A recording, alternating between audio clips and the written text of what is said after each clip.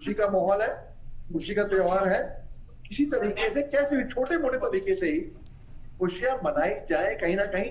मतलब मैं ये कह रहा कि जश्न मनाओ, खुशियां मनाओ, जी। मगर मेरी क्रिसमस तो विश कर सकते हैं, आपकी दिवाली जैसे विश कर सकते हैं, वैसे ही ईद मुबारक विश कर सकते हैं।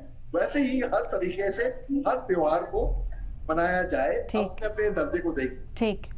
मेजर अली मोहम्मद शाह आपसे समझना चाहेंगे यहाँ पर कि क्या हमास अगर कैदियों को रहा कर दे तो फिर ये जंग जो है ये दूसरा टर्न ले सकती है? क्या लगता है इजराइल का जो रुख है वो नरम हो सकता है, क्योंकि हदफ तो उसका यही है कि हमास को खत्म करना है?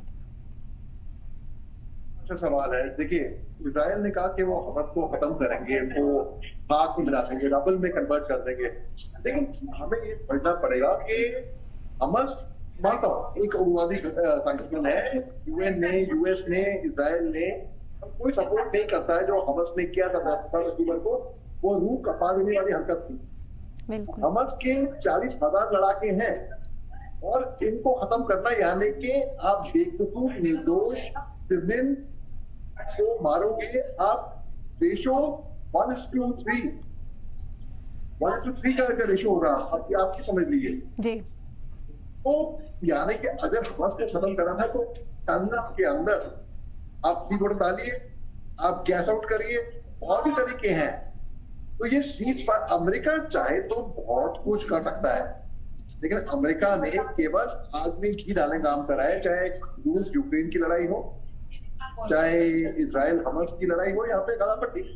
तो अमेरिका अगर चाहे, अमेरिका खुद तो क्रिसमस मना रहा है अभी इस टाइम पे, अभी इस टाइम पे वहां पे जश्न चल रहे होंगे क्रिसमस के।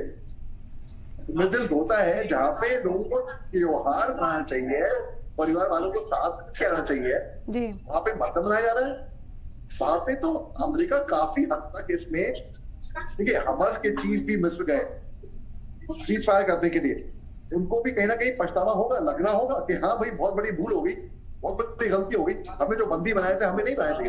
हमास ने कहा कि वो जब तक इजराइल पूरी तरीके से हमले बंद नहीं कर देता तब तक वो अपने हॉस्टेजेस नहीं छोड़ेंगे, और इजराइल बात मानेगा नहीं, मुझे लग रहा है जी। तो क्या वो हॉस्टेज उनके पास नहीं रहेंगे और क्या निर्दोष बेकसूर लोग मारे जाएंगे, बिल्कुल। मोहम्मद अली शाह साहब भी इस वक्त हमारे साथ हैं, आपसे समझते हैं, क्योंकि मुदाखलत पहले हम देख रहे थे अरब ममालिक भी पूरी तरह से प्रेशर बना रहा था, जोर दिया जा रहा था कि कुछ ना कुछ हल तो इसका निकले, लेकिन अब हल की ओर बढ़ते हुए नजर नहीं आ रहे। अब तीखी जो एक जंग है वो इसी बजिद हो गए हैं दोनों फरीक जो है अपनी अपनी मांगों को लेकर कि पहले यरगमानियों को छोड़े, उधर से कहा जाता है कि पहले मुकम्मल जंगबंदी की जाए। इसका हल कैसे? देखिए, जो इसका हल 100 साल तकरीबन मान लीजिए आप, उसका हल नहीं निकल पाया है। माफ कीजिएगा, मैं रियलिटी की बात कर रहा हूँ, मैं एक आशावादी हूँ, मैं पेसिमिस्टिक बात नहीं करना चाह रहा, मगर मैं आपको बता रहा हूँ मैं ईमानदारी से। देखिए अभी इस टाइम पे जो मौजूदा स्थिति है, जैसे हमास ने बोला जाता है पूरी तरह से बमबारी हमले रुक नहीं आते, वो बंदियों को जो उनके होस्टेज है उनको रिहा नहीं करेंगे, और इजराइल ने भी बोला है कि वो सबक सिखाएंगे उनको, और अमेरिका तो कुछ नहीं बस मदद ले रही है। अमेरिका तो कुछ खास चाहे तो वो कुछ काफी कुछ कर सकती है, लेकिन ना, तो इसका हल मेरे को अभी फिलहाल आते जाते दिख नहीं रहा है। अगर मैं सच बात बताऊं तो मैं दिल से बता रहा हूं आपको ये बात, और मैं चाहूंगा कि हल निकले इसका, और मैं चाहूंगा कि ये खून खराबा, ये तबातोड़ हमले बंद हो बिल्कुल। तो सीज फायर परमानेंट, हमास ने कहा है कि permanent cease fire frankly speaking ईमानदारी के बाद मेरे को नहीं दिख रहा है किसी कारण की वजह से, क्योंकि मुझे दिख रहा है कि जब 100 साल में, ऐसा नहीं है कि आप 90s में देख लीजिए, यासिर राफत जो पीएलओ चीफ थे, इन्होंने भी बल्कि बात करने की कोशिश करी इजराइल से, लेकिन ना कोई सिचुएशन बाहर नहीं निकल आई।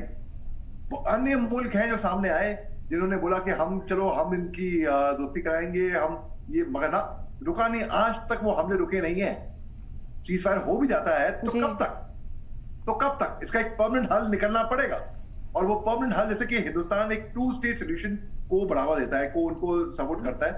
मैं देखता हूं कि let's be fair to both sides, बिल्कुल दोनों तरफ से हम फेयर होके चले, तब जाके कोई हल इसका निकल पाएगा। लेकिन ना, मुझे इसका हल, ईमानदारी की बात है, अफसोस से कहना पड़ रहा है कि अभी आते हुए नहीं दिख रहा है।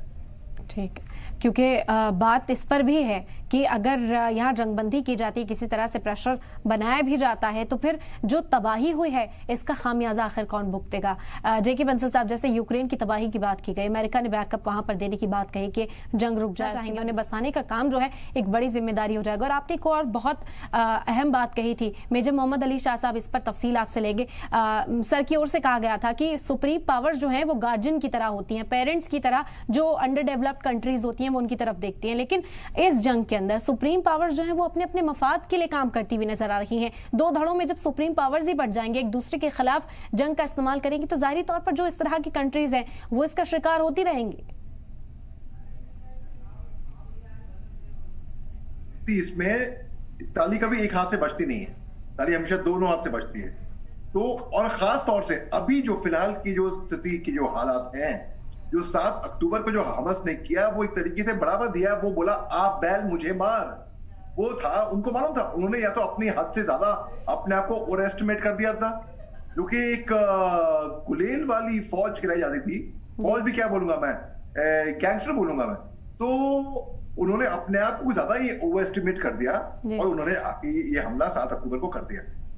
अब इसका खामियाजा तो उनको भुगतना चाहिए। मासूम बच्चे, 7,000 से 8,000 से ज्यादा बच्चे तो बच्चे ही होंगे इनमें से। अरे उन बच्चों का तो क्या कसूर है? बच्चों को तो पता भी नहीं होगा हमले क्यों हो रहे हैं, क्या उन्होंने गलती करी है।